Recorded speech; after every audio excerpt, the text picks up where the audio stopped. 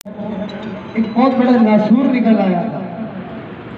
اب وہ نہ وہ بیٹھ سکتے تھے نہ وہ چل سکتے تھے, اسی طرح لیٹے رہتے تھے, اور لیٹے لیٹے ہی پیشاب, لیٹے لیٹے ہی پخانا, لیٹے لیٹے ہی نماز, اور اس کیفیت میں ان کو ایک دن 2 دن نہیں 30 سال گزر گئے. لیکن لوگ آگے دیکھتے کہ ان کے چہرے پہ ایسی بشاشت ہے, ایسی رونق ہے کہ صحت مند لوگوں کا چہرہ بھی ایسے نہیں چمک رہا.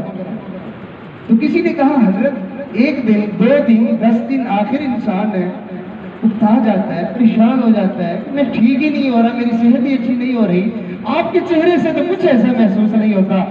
فرمایا بھائی اللہ تعالیٰ نے مجھے بیماری دی, میں اپنے اللہ کے فیصلے پہ راضی ہو گیا کہ ٹھیک ہے میرا اللہ مجھے بیمار رکھنا چاہتا ہے, میں بھی اللہ کے فیصلے پہ راضی ہوں. جب میں اللہ کے فیصلے پہ راضی ہو گیا, اللہ نے میری اس خوشی پر, میرے اس فیصلے پر کہ یہ میرے فیصلے پہ راضی ہو گیا, اللہ تعالیٰ نے غیب سے پردے ہٹا دیے.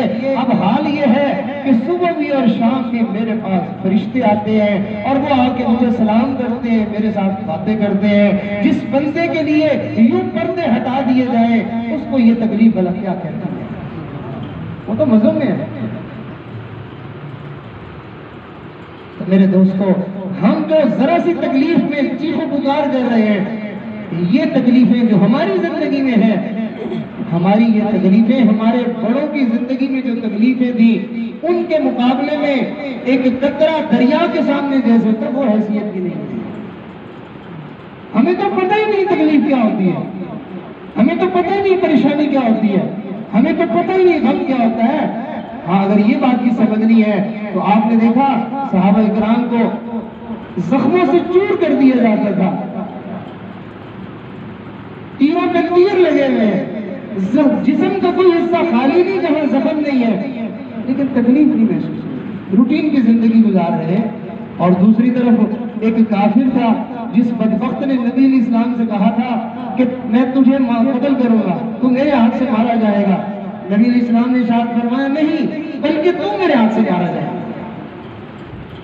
تو میرے ہاتھ سے مارا جائے گا.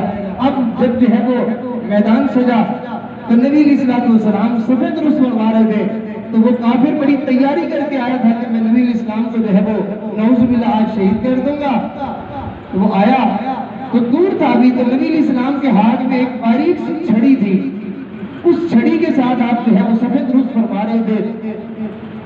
جب اس کو آتے دیکھا تو نبی علیہ السلام نے اسی چھڑی کو یوں گھمایا اس کے اوپر, تو وہ اس کے بازو پہ ذرا سی لگی, بالکل ہلکی سی خراش تھی. اس خراش کی اس کو اتنی تکلیف تھی کہ وہ بھینسے کی طرح آوازیں نکالتا تھا, چیخیں مارتا تھا. اس کے لوگوں نے اس کو آڑ دلائی, حیا کرو, نہ تو خون نکلا نہ کوئی مسئلہ ہوا, اتنا بہادر اور اتنا تکڑا بنا پھرتا ہے اور اتنا چیخ رہا ہے. اس نے کہا تمہیں خبر بھی ہے کہ یہ خراش مجھے لگی کس کے ہاتھ سے ہے, اس تکلیف کی وجہ سے میری جان نکل جائے گی, مجھے اتنی تکلیف ہو رہی ہے. چنانچہ ایسا ہی ہوا کہ اس تکلیف کی وجہ سے وہ تڑپ تڑپ کے مر گیا. بالکل ایسے ہی ہمیں جو غم اور پریشانیاں ہمیں مارنے کو آ جاتے ہیں, یہ غم اور پریشانیاں نہیں مار رہی, ہمارے گناہ ہمیں مار رہے ہیں, یہ ہمارے گناہ ہمیں مار رہے ہیں. ہمارا بچہ تھوڑا ادھر ادھر ہو جائے ہماری جان نکل جاتی ہے, اور ہمارے بڑوں کے, ہمارے اسلاف کے بچے اللہ کے نام پہ ان کے آنکھوں کے سامنے ذبح ہو جاتے تھے, ان کو پرواہ نہیں.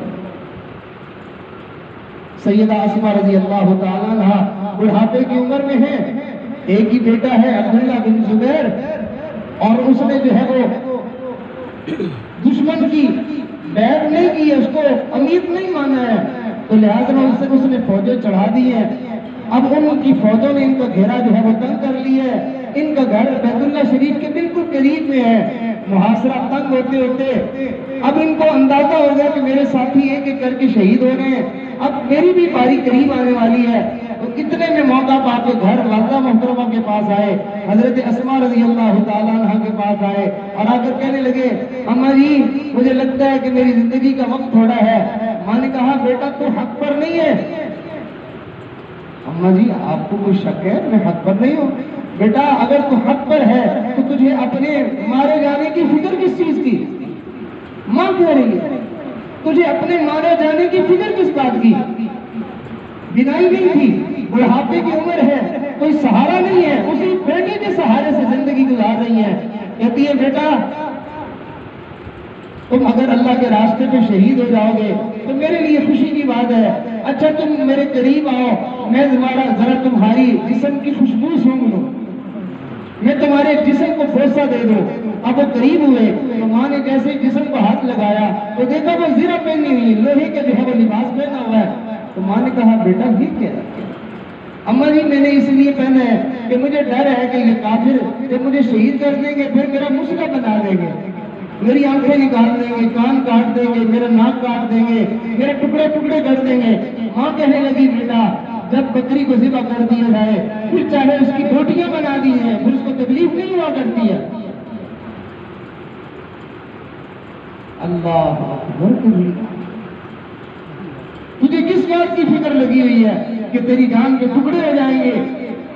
ماں بڑھاپے کی عمر میں بیٹے کو ایسے تسلی والے ایک ایک جملہ پہاڑوں برابر تسلی والا اس کو کہہ کے رخصت کر رہی ہے، کوئی غم نہیں کوئی پریشانی نہیں، حتیٰ کہ حضرت باہر نکلے کچھ دیر کے بعد شہادت کا پتہ چلا، اب ماں ہے کوئی واویلا نہیں کوئی شور نہیں، کہتی اللہ میرا شکر ہے تو نے مجھے ایک امانت دی تھی اور وہ امانت صحیح مصرف سے میرے سامنے تیرے حوالے ہو گئی ہے، میں دنیا سے چلی جاتی بعد میں اس کا کیا ہوتا، اللہ تیری دی ہوئی امانت میرے سامنے تیرے دین پہ قربان ہو گئی، اللہ میں تیرے اس فیصلے پہ راضی ہوں۔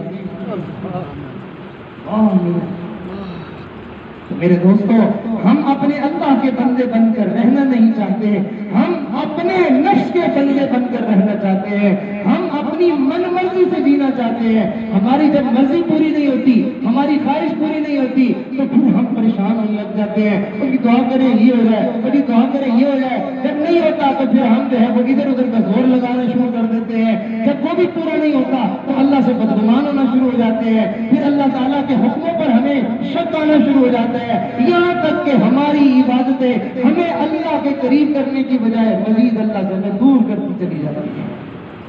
اور جی میں نے تو نمازیں بھی پڑھی تھی، میں نے تو قرآن بھی پڑھا تھا، میں نے تو فلاں ورد بھی کیا تھا، لیکن اللہ تعالیٰ بس نہیں کرتے، تو ہماری عبادت نے ہمیں اللہ سے بدگمان کیا نا۔ تو میرے دوستو ہمیں اللہ تعالیٰ نعمتیں دینا چاہتے ہیں، ہمیں اللہ تعالیٰ برکتیں دینا چاہتے ہیں، لیکن اللہ کے دین کے طریقے کو جانیے، اللہ کے دین کے طریقوں کو سیکھیے۔ اللہ کیسے دینا چاہتے ہیں؟ اللہ گناہوں کو چھوڑنے کے راستے سے دینا چاہتے ہیں۔ بندہ اپنی آنکھوں کو بد نظری سے بچا لے، موبائلوں پہ جو ہے وہ گندا دیکھنا چھوڑ دے، ٹی وی پہ دیکھنا چھوڑ دے، ادھر ادھر نظروں کو گھمانا چھوڑ دے، اللہ کی رحمت اترنا شروع ہو جائے گی۔